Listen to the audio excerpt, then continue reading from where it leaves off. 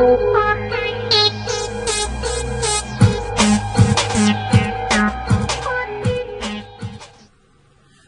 is Rich from Speakeasy Marketing again, and today I want to talk to you about a very important concept. It's called the 80-20 rule. It could also be called good enough is good enough. It could also be called the anti-perfection law, whatever you want to call it. But here's the premise of it. I know you guys as attorneys are told in law school, be careful of this because you can lose your license. Be careful of that because you can lose this. Your whole 3 years of school is all about watch out, be careful, watch out.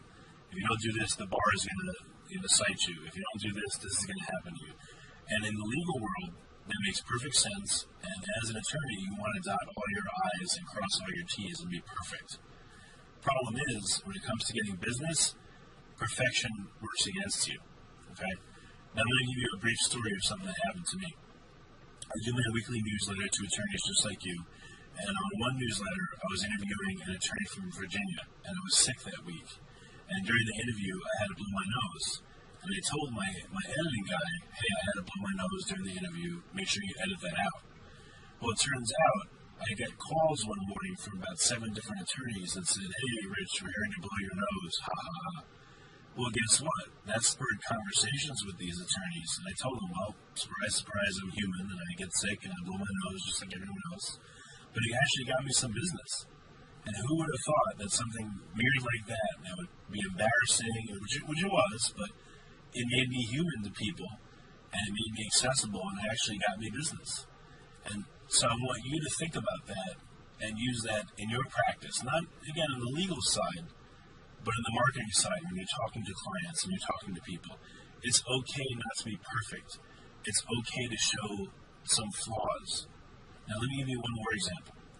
I've helped well over 37 attorneys author a book by speaking it in 1 hour. What we do is a recorded call, it's Q&A.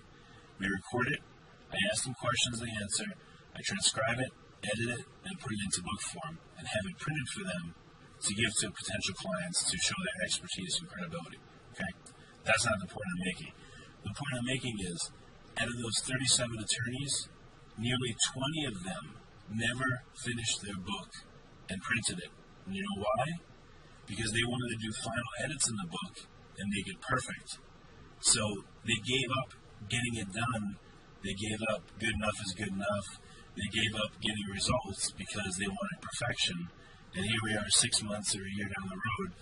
The manuscript is still collecting dust and nothing's been done. And of the guys that did do it and said, you know what, good enough's good enough, let's get it out there, the book is getting them clients and getting them results. So I want you to remember this in your practice. Good enough is good enough, at least for the marketing and client interaction part. I'm not saying be sloppy, I'm not saying be bad, I'm not saying any of that stuff, but don't let yourself be held back by having to have stuff perfect. And I know it runs contrary to who you are probably as a person, but you got to dip your toe into this, because once you agree or get into the mindset of good enough is good enough, you'll get far more done, you'll have far better results. Thank you. Take care.